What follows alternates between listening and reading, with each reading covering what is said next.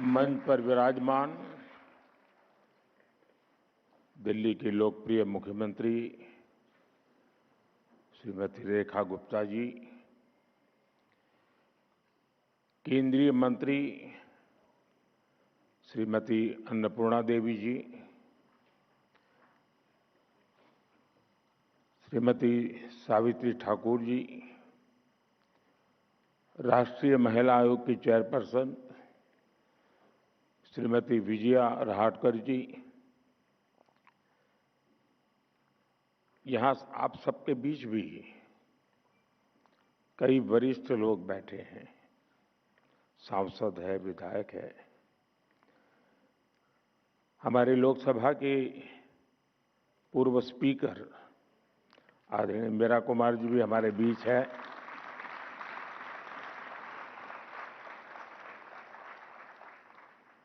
यहाँ उपस्थित सभी मेरी सम्मानित बहनें, इस समय देश में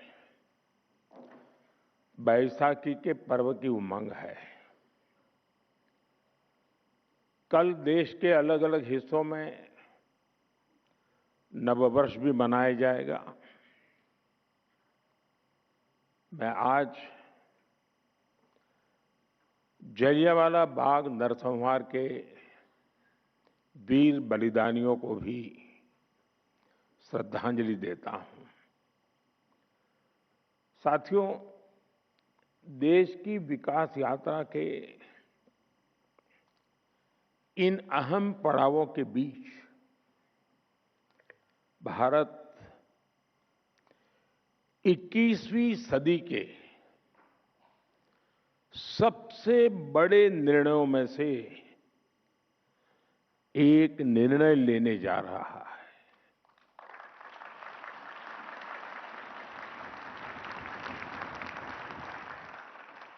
मैं बहुत जिम्मेवारी के साथ कह रहा हूं कि 21वीं सदी के महत्वपूर्ण निर्णयों में से एक महत्वपूर्ण निर्णय ये है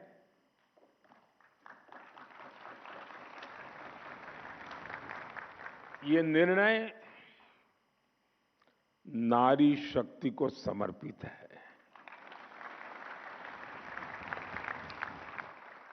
नारी शक्ति वंदन को समर्पित है। हमारे देश की संसद एक नया इतिहास रचने के करीब है। एक ऐसा नया इतिहास जो अतीत की संकल्पनाओं को साकार करेगा, जो भविष्य के संकल्पों को पूरा करेगा। एक ऐसे भारत का संकल्प जो समता मूलक हो, जहां सामाजिक न्याय केवल एक नारा न हो, लेकिन हमारी कार्य संस्कृति का, हमारे वर्क कल्चर का, हमारी निर्णय प्रक्रिया का स्वाभाविक हिस्सा हो। साथियों, राज्यों की विधानसभाओं से लेकर देश की संसद तक दशकों की प्रतीक्षा के अंत का समय 16, 17, 18 है।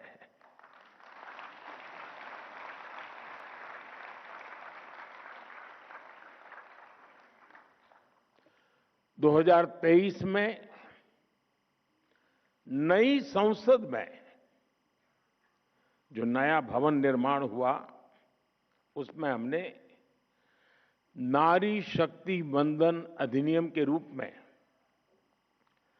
प्रथम कदम उठाया था।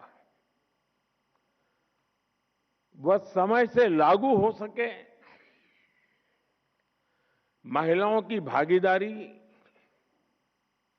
हमारे लोकतंत्र को मजबूती दे, इसके लिए 16 अप्रैल से संसद के बजट सत्र की विशेष बैठक का आयोजन होने जा रहा है और उसके पहले आज नारी शक्ति वंदन का ये कार्यक्रम, मैं इसके लिए इस कार्यक्रम के जरिए हमें देश की कोटि कोटि माता बहनों का आशीर्वाद मिल रहा है और मैं इस कार्यक्रम में आपको कोई उपदेश देने नहीं आया हूं, न ही मैं आपको जगाने आया हूं। मैं आज आया हूं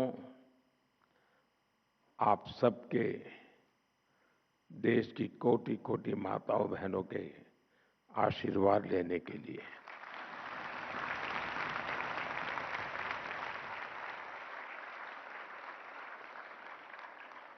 आप सभी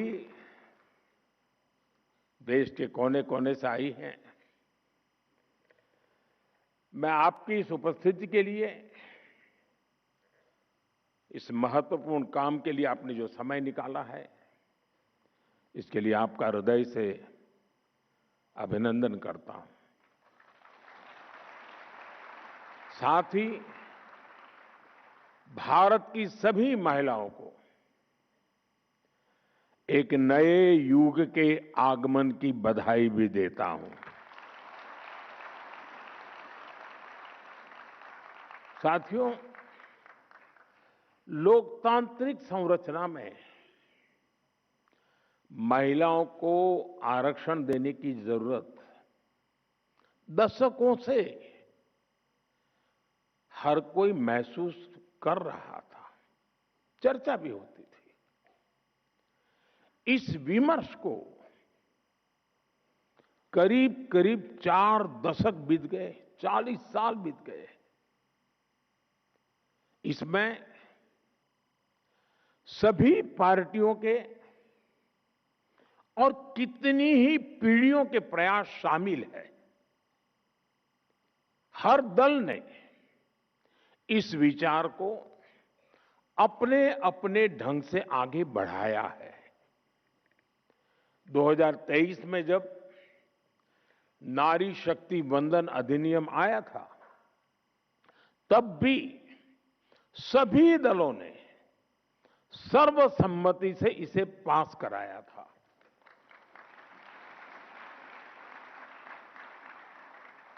और तब एक सुर में ये बात भी उठी थी कि इसे हर हाल में 2029 तक लागू हो जाना चाहिए। ये बात सबने कही थी। कानून पारित हो लेकिन लागू न हो, ये सदन में किसी को मंजूर नहीं था। और खास करके हमारे विपक्ष के सभी साथियों ने मुखर होकर के इस बात पर जोर डाला था कि 2029 में ये लागू होना चाहिए। 2029 की समय सीमा को ध्यान में रखते हुए सरकार ने, क्योंकि विपक्ष ने जो बात रखी थी हमारे लिए वो बात भी गंभीर होती है, और इसलिए हम लगातार विचार विमर्श करते रहे, मंथन करते रहे, नए नए रास्ते खोजते रहे। संविधान की जिनको ज्यादा अध्ययन है ऐसे लोगों की भी सलाह ली और 16 अप्रैल से संसद में इस पर व्यापक चर्चा भी होने जा रही है। साथियों, हमारा प्रयास है और हमारी प्राथमिकता भी है, इस बार भी ये काम संवाद, सहयोग और सहभागिता से हो। और मुझे पूरा विश्वास है कि जिस प्रकार से इस अधिनियम को पारित किया गया था और संसद का सदन का गौरव बढ़ा था। इस बार भी सबके सामूहिक प्रयास से संसद की गरिमा और नई ऊंचाइयों को छुएगी। देश की हर नारी को भी अच्छा लगेगा कि हर दल ने राजनीति से ऊपर उठकर उनके हित में ये महत्वपूर्ण निर्णय लिया है, काम किया है। वैसे मैं देख रहा हूं, बीते कुछ दिनों से देश भर में महिलाएं मुखर होकर इस विषय पर बात कर रही है। व्यापक रूप से एक डिबेट चल रहा है और लोकतंत्र की एक बहुत बड़ी ताकत है। विधानसभा और लोकसभा पहुंचने में उनके सपनों को, आप सबके सपनों को नए पंख मिलने जा रहे हैं।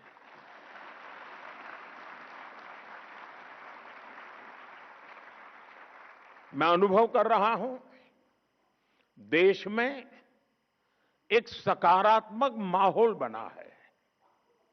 साथियों, आजादी की लड़ाई से लेकर संविधान सभा के निर्णयों तक स्वतंत्र भारत की नींव रखने में भारत की नारी शक्ति ने असीमित योगदान दिया है। इतिहास गवाह है। और आजादी के बाद भी जिन महिलाओं को प्रतिनिधित्व का मौका मिला, उन्होंने देश के लिए बहुत शानदार काम किया है। हमारे देश में राष्ट्रपति से लेकर प्रधानमंत्री तक महिलाएं जहां भी रही हैं, उन्होंने अपनी अलग लेगेसी बनाई है। इस समय भी हमारे देश में राष्ट्रपति जी से लेकर वित्त मंत्री तक ऐसे अहम पद महिलाएं ही संभाल रही है।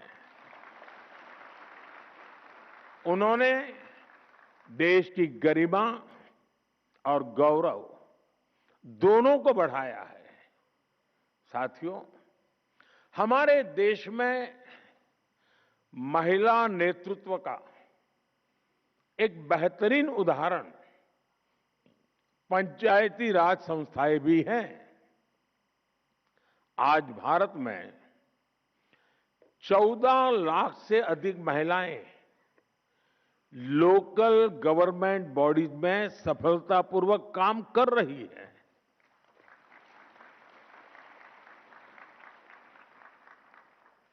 लगभग 21 राज्यों में तो पंचायतों में उनकी भागीदारी करीब करीब 50% तक पहुंच चुकी है। और मैं जब विदेश के मेहमानों से कभी इस विषय पे बात करता हूं, ये आंकड़ा सुनते उनका मुंह खुला रह जाता है। उनको आश्चर्य होता है। साथियों, ये कोई साधारण बात नहीं है। लाखों महिलाओं की राजनीति और सामाजिक जीवन में ये सक्रियता दुनिया के बड़े बड़े नेताओं और राजनीति के विशेषज्ञों को भी बहुत ही हैरान करने वाली बात होती है। और इससे भारत का बहुत गौरव बढ़ता है। साथियों, अनेक अध्ययनों में ये सामने आया है कि जब निर्णय प्रक्रियाओं में महिलाओं की सहभागिता बढ़ी, तो इससे व्यवस्थाओं में भी संवेदनशीलता आई है।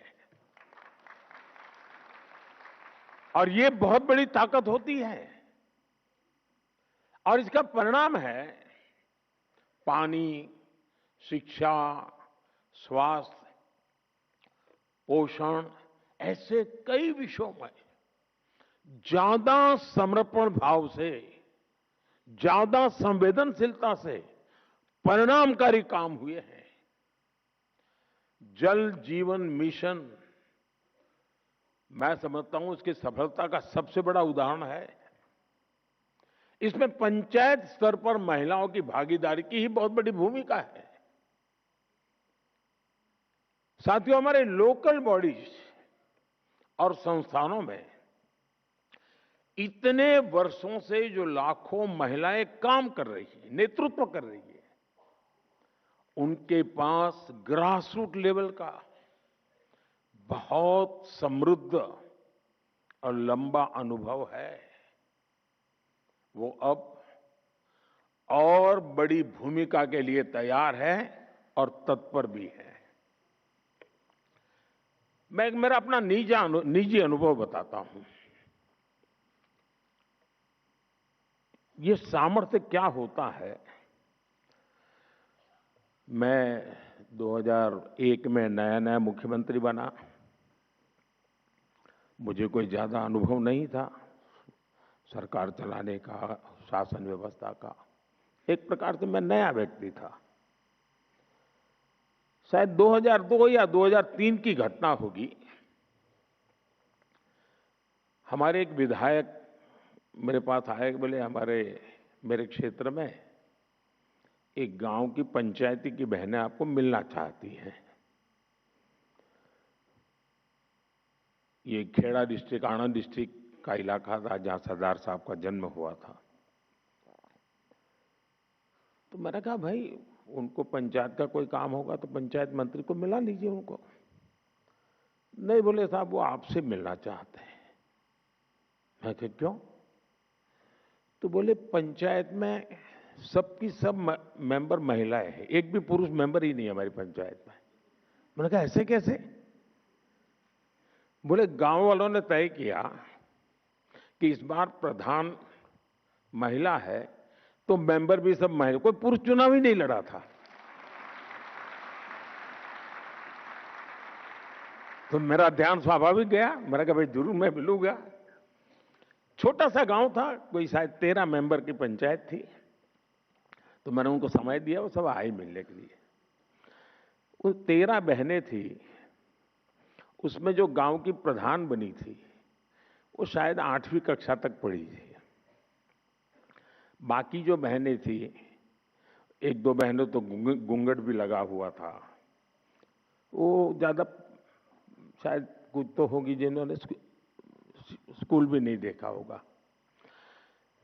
तो सब आए। मुझे लगता है ये सब बड़े बड़े लोगों ने उनको कोई मेमोरेंडम पकड़ा दिया होगा, कुछ मांग लेकर के आए होंगे कि मेरे गांव में ये करो, मेरे गांव में वो करो। मैं हैरान था, उनके हाथ में कोई कागज नहीं था। तो बैठे, मैंने परिचय किया। मैं पूछा आपने समय मांगा था, क्या काम है? नहीं, बोले कोई काम नहीं है। ऐसे ही बोले हम चुनकर आए हैं तो मिलने आए थे। अब ये भी मेरे लिए बड़ा आश्चर्य था, वरना नेता लोग आते हैं तो सिर्फ मेमोरेंडम लेके आते हैं। फिर मैंने उनको पूछा, अच्छा बताइए, मैंने कहा कि आपको अगर 5 साल इतना बड़ा काम मिल गया, आप सब बहनें गांव को संभालने वाली हैं, तो आपका सपना क्या है? 5 साल में क्या करोगे आप लोग? गांव में कैसा करोगे?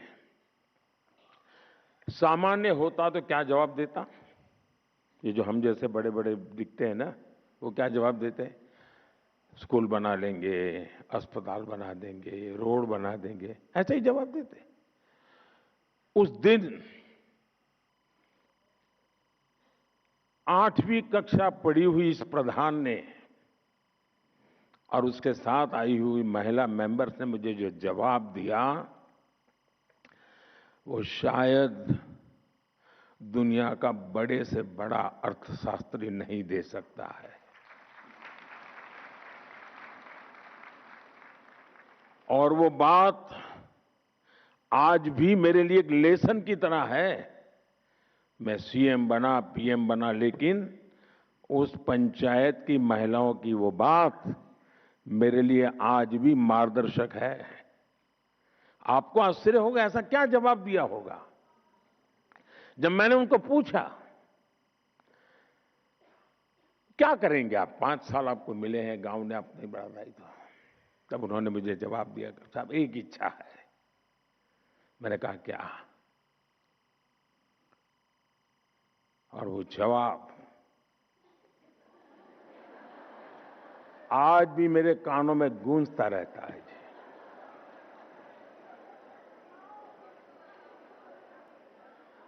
उन्होंने कहा हमारी इच्छा है कि हमारे गांव में कोई गरीब न रहे।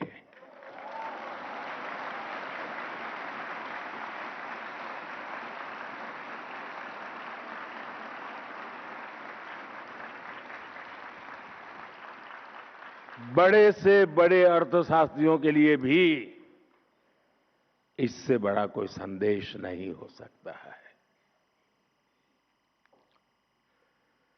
यह अपने आप में मेरे लिए एक बड़ा सुखद अनुभव था, और वो आज भी शब्द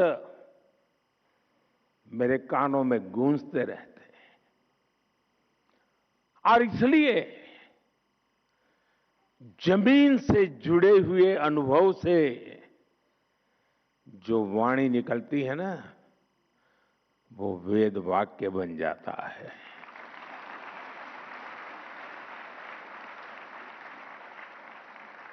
और इसीलिए साथियों, नारी शक्ति वंदन अधिनियम को लागू करना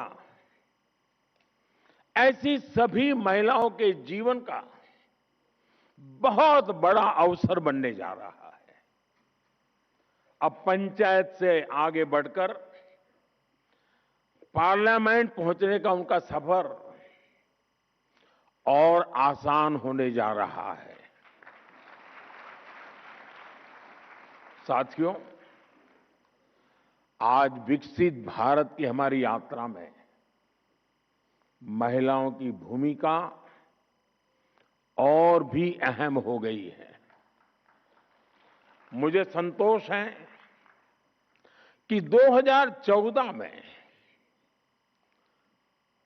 आप सबने, देशवासियों ने हमें यहां सेवा करने का अवसर दिया है, और तब से लेकर अब तक हमारी सरकार ने महिलाओं के जीवन चक्र के हर पड़ाव के लिए योजनाएं बनाई, उन्हें सफलतापूर्वक लागू किया। आज पहली सांस से लेकर आखिरी सांस तक हमारी सरकार कोई न कोई योजना लेकर के भारत की बहन बेटियों की सेवा में हाजिर है।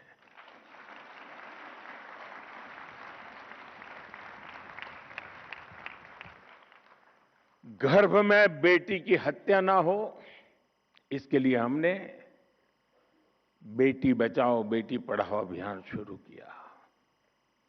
गर्भ की अवस्था में मां को सही पोषण मिले, इसके लिए हर गर्भवती मां को मातृ वंदना योजना के तहत 5,000 रुपए की आर्थिक मदद दी। जन्म के बाद बेटी को पढ़ाई में मुश्किल ना हो, इसके लिए ज्यादा से ज्यादा ब्याज मिले, ऐसी सुकन्या समृद्धि योजना शुरू की। बेटी को गंभीर बीमारी से बचाने के लिए बचपन में उसे सही समय पर टीके लगते रहे, इसके लिए मिशन इंद्रधनुष शुरू किया। बेटी को स्कूल में शौचालय की परेशानी न हो, इसके लिए स्वच्छ भारत अभियान के तहत देश में करोड़ों शौचालय बनाए गए।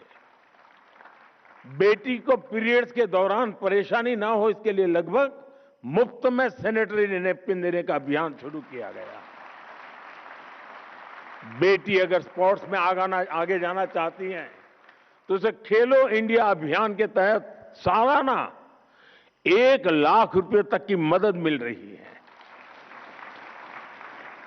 बेटी अगर बड़ी होकर भविष्य में सेना में जाना चाहे, तो उसके लिए सरकार ने सैनिक स्कूल में एडमिशन के लिए दरवाजे खोल दिए, नेशनल डिफेंस एकेडमी में जाने के रास्ते खोल दिए।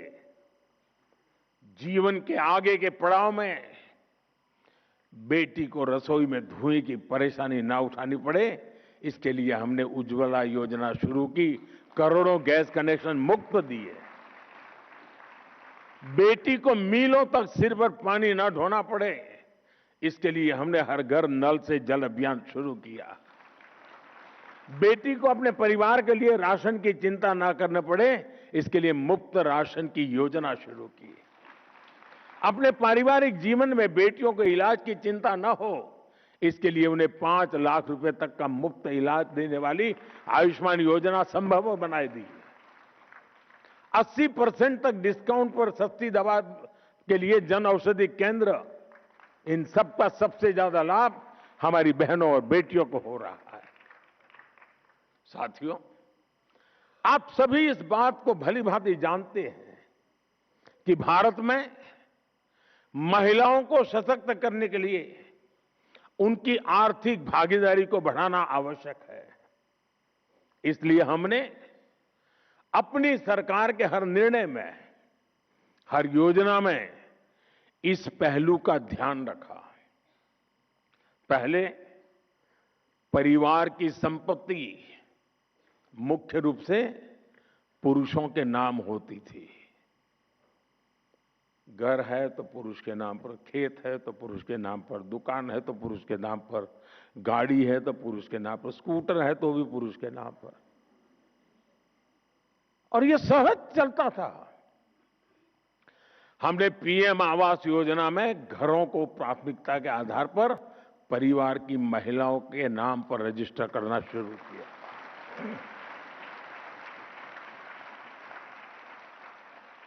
बच्चे स्कूल जाते हैं तो स्वाभाविक रूप से पिता का नाम लिखा जाता है। हमने आकर ये शुरू किया, मां का नाम भी लिखा जाएगा।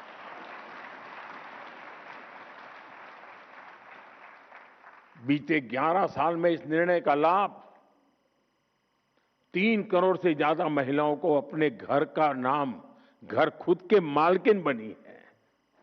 इससे आज घरों में महिलाएं भी आर्थिक रूप से सशक्त बन रही हैं। आमतौर पर पिता और बेटा कुछ व्यापार की बात करते हैं ना, और अगर माँ चाय लेके आए और थोड़ी देर खड़ी रहे, अरे तुम जाओ किचन में काम करो, हम बात कर रहे हैं। मैं गृहस्थी नहीं हूं, लेकिन पता बहुत है।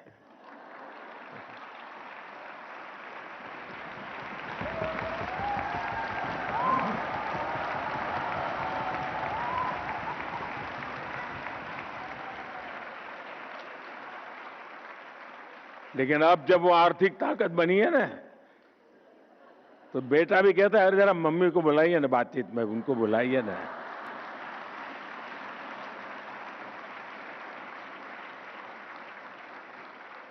साथियों, 2014 में हमारे देश में करोड़ों महिलाएं ऐसी थी जिन्होंने कभी बैंक का दरवाजा भी नहीं देखा था। महिलाएं बैंकिंग सेक्टर से जुड़ी ही नहीं थी, तो उन्हें बैंकिंग का लाभ कैसे मिला? हमने जन धन योजना शुरू की तो देश की 32 करोड़ से ज्यादा महिलाओं के बैंक खाते खुले।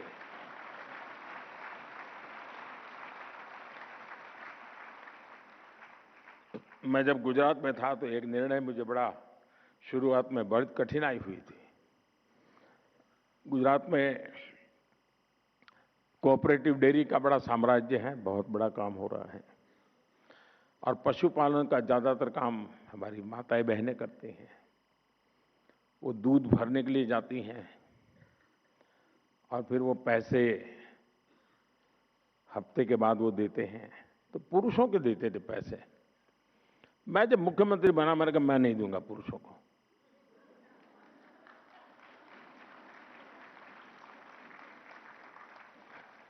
उस समय मैंने बैंकों में जो दूध भरने आने वाली बहनें थी, उनके बैंक खाते खुलवाए, और उस समय डेयरी में दूध का पैसा सीधा महिलाओं के बैंक खाते में जाने लगा।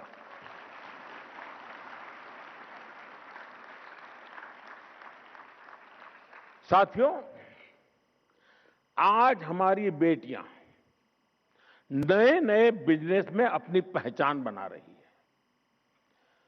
मुद्रा योजना में 60% से ज्यादा लोन्स, 60% से ज्यादा लोन्स महिलाओं ने लिए हैं।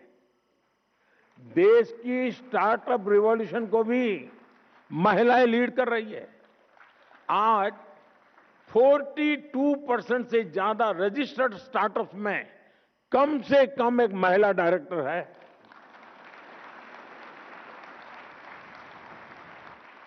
महिलाओं के करियर पर प्रभाव ना पड़े, इसके लिए हमने मैटरनिटी लीव को भी बढ़ाकर 26 हफ्ते कर दिया है। दुनिया के समृद्ध देशों में भी ये सुविधा नहीं है। जब मैं उनको बताता हूं तो आंखें फट जाती हैं इनकी। साथियों, आपको याद होगा कुछ साल पहले देश ने स्किल इंडिया मिशन लॉन्च किया था। हमने वोकेशनल ट्रेनिंग प्रोग्राम शुरू किए थे। आज उसका परिणाम हम हजारों ड्रोन दीदी के जरिए हो रही कृषि क्रांति के रूप में देख रहे हैं। मैं एक बार ये जो ड्रोन दीदी है उनके साथ वीडियो कॉन्फ्रेंस पे बात कर रहा था। गांव की बेटियां हैं, कोई बहू है, वो ड्रोन चलाने से, तो उन्होंने मुझे कहा कि अब तक तो हमें गांव में कोई बुला, अब तो बोले पायलट कह के बुलाते हैं, हमारी पहचान बन गई, हम पायलट है। यानी परसेप्शन कितना बड़ा तेजी से चेंज हो सकता है एक छोटे से निर्णय से। महिलाएं टेक्नोलॉजी के जरिए आधुनिक खेती करना सीख रही है। आपको ये जानकर खुशी होगी कि पिछले 11 साल में करीब 10 करोड़ महिलाएं स्वयं सहायता समूहों से जुड़ी हैं।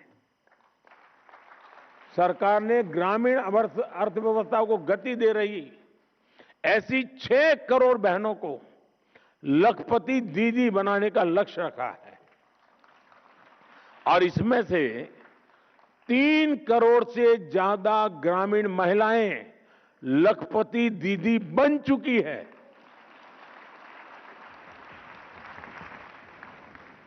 और जो विमेन सेल्फ हेल्प ग्रुप है उनको बैंकों से पैसा मिलता है काम के लिए। और आप जानकर के खुश हो जाएंगे, अगर उनको बुधवार को पैसा जमा करना है तो मंगलवार को जाकर के जमा कर देती है, एक दिन पहले। बहनों के पास जो व्यवहार है, कोई एनपीए नहीं हो रहा है जी, सारे के पैसे बैंक से जाते उतने ही वापस आते हैं। और मैंने देखा है, मैंने शासन में आने के बाद बैंकों के कारोबार में गरीबों की अमीरी भी देखी है और अमीरों की गरीबी भी देखी है।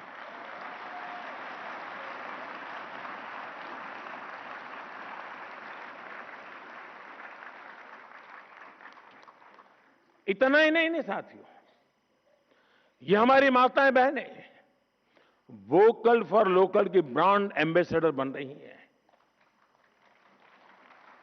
बहनों, विमेन लेड डेवलपमेंट के विजन की बहुत बड़ी सफलता यह है कि इसने महिलाओं के प्रति पुरानी सोच को चुनौती दी है।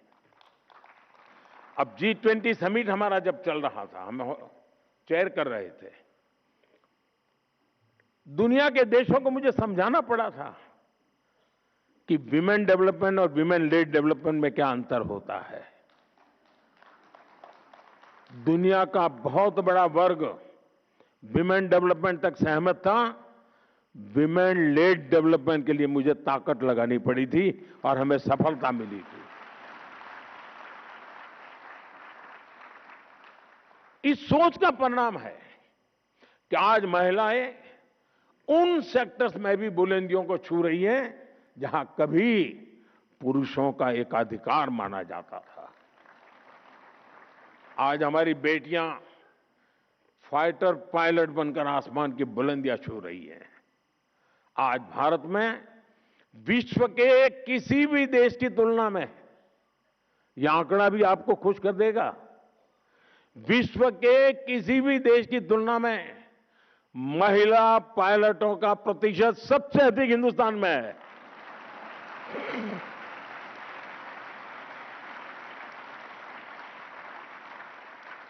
आज पीएचडी एनरोलमेंट में बेटियों की संख्या 2014 की तुलना में डबल हो चुकी है।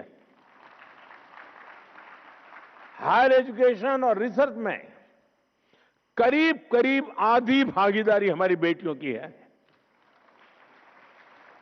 मैथ्स और साइंस की पढ़ाई में, स्टेम एजुकेशन में बेटियों की संख्या करीब करीब 43% तक पहुंच गई है। मुझे याद है, मैं दुनिया के एक समृद्ध देश में एक बार गया, तो वहां के शिक्षा मंत्री मेरे साथ लिफ्ट में हम लोग जा रहे थे। मतलब पूछा मुझे कि भारत में महिलाएं एजुकेशन में कैसा है। मैंने कहा बहुत अच्छा है, ज़्यादा है, कुछ जगह पे तो पुरुषों से ज़्यादा महिलाएं। तो फिर उन्होंने बड़ी जिज्ञासा से पूछा, स्टेम एजुकेशन में क्या महिला हिस्सा? मैंने कहा 50% हिस्सा उन्हीं का है। तो उनके लिए आश्चर्य था। ये दुनिया के समृद्ध देश की शिक्षा मंत्री की मैं बात कर रहा हूं। साथियों, हमारे समाज में एक बड़ी चुनौती महिला सुरक्षा को लेकर भी रही है। सदियों से महिलाओं को अपनी सुरक्षा के लिए मौन रहना पड़ा है। हमारी सरकार ने इस दिशा में भी मजबूत कदम उठाए हैं। न्याय व्यवस्था अधिक संवेदनशील बने, निर्णय प्रक्रिया तेज हो, इसके लिए हमने कानूनी बदलाव तो किए ही हैं, साथ ही फास्ट ट्रैक विशेष अदालतों की स्थापना भी की गई है। भारतीय न्याय संहिता में भी महिला सुरक्षा को प्राथमिकता दी गई है। एफआईआर दर्ज कराने की प्रक्रिया को सरल बनाया गया है। अब किसी भी स्थान से ई-एफआईआर या जीरो एफआईआर दर्ज की जा सकती है। पीड़िता के बयान को ऑडियो वीडियो के माध्यम से रिकॉर्ड करने जैसी व्यवस्था लागू की जा गई है। ऐसे कितने ही कदम हैं जिनके जरिए हम प्रगतिशील समाज की अवधारणा को साकार कर रहे हैं।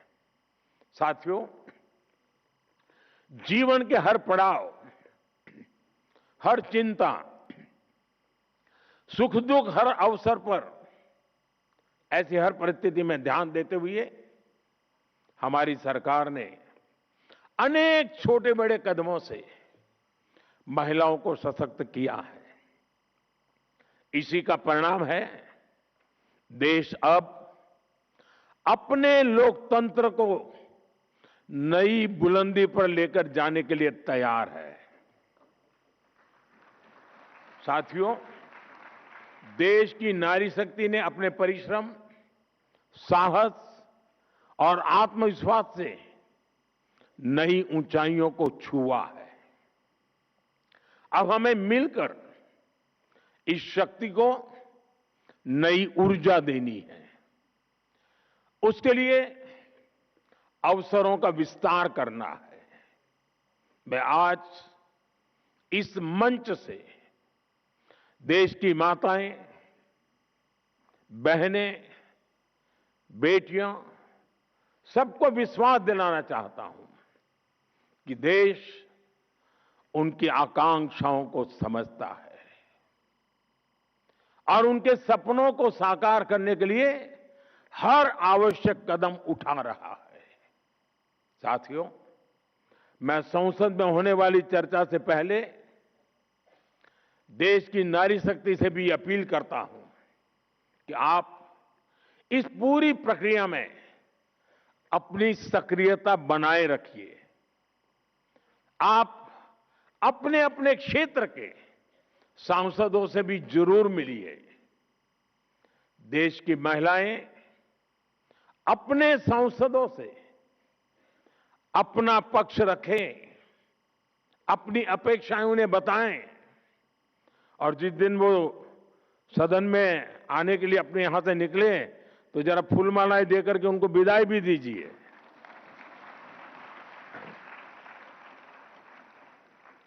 ताकि जब माता बहनों के आशीर्वाद लेकर के सांसद निकलेंगे ना तो दूसरा निर्णय कर ही नहीं सकते, ताकि ये मेरे साथ सभी सांसद साथी सही निर्णय लें, महिलाओं के हित में निर्णय लें, सहमति से निर्णय लें। साथियों, मेरा आपसे एक और आग्रह है। नारी शक्ति वंदन कार्यक्रम में होने वाली चर्चाओं का आप सब देश के गांव-गांव तक लेकर जाएं। व्यक्तिगत मेल मिलाप से, सोशल मीडिया के जरिए, अन्य प्रचार माध्यमों के जरिए हमें देश के इस बड़े फैसले को देश की हर महिला तक पहुंचाना है। हमें उन्हें अवेयर करना है ताकि वो इस बड़े निर्णय की ताकत को समझ सके, ताकि वो अपनी भूमिका को समझ सके और खुलकर ये सपना देख सके कि आने वाले कल में राज्यों से लेकर देश की संसद तक वो अपनी उपस्थिति दर्ज करा सकती है। आइए हम मिलकर, सब मिलकर ये संकल्प लें, नारी शक्ति के पास उनके अधिकार होंगे और वो निर्णय प्रक्रिया में पूरी तरह भागीदार भी बनेगी। यही हमारे उज्जवल भविष्य की सबसे बड़ी गारंटी है। मैं तो ये भी कहूंगा कि 16, 17, 18 मैं वो तो स्पीकर महोदय के अधिकार का क्षेत्र है, लेकिन मैं तो चाहूंगा कि उस समय दर्शक दीर्घा महिलाओं से ही भरी रहे।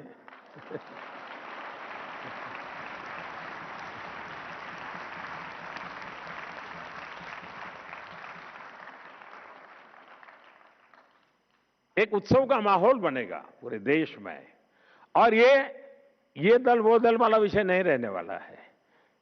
कौन जीता, कौन हारा, किसने किया, किसने सब, सारा क्रेडिट देश की मातृशक्ति को है, सारा क्रेडिट देश की संसद को है, सारी क्रेडिट हिंदुस्तान के सभी राजनीतिक दलों को है, सारी क्रेडिट पिछले 3-4 दशक से लगातार जो जो काम कर रहे हैं सबको क्रेडिट है। ये सबका है, सबके सहयोग से है और सबकी भलाई के लिए है। इसी विश्वास के साथ आप सबने इतना समय निकाला, इतना उमंग उत्साह के साथ इस कार्यक्रम में शरीक हुए। मैं हृदय से आपका बहुत बहुत अभिनंदन करता हूं, आभार व्यक्त करता हूं। बहुत बहुत धन्यवाद। आपका कोटि कोटि आभार। माननीय प्रधानमंत्री जी आपके उत्प्रेरक उद्बोधन के लिए हृदय से आभारी हैं। 2029 तक नारी शक्ति वंदन हो लागू, समस्त नारी शक्ति की बुलंद आवाज है। आइए एक सुर में बोलें, नारी शक्ति वंदन हमारा अधिकार, नारी शक्ति वंदन हमारा अधिकार, नारी शक्ति वंदन। उम्मीद करते हैं कि नारी शक्ति वंदन का संकल्प जन जन की चेतना में सशक्त परिवर्तन का प्रकाश बनकर फैले। माननीय प्रधानमंत्री जी का हार्दिक आभार।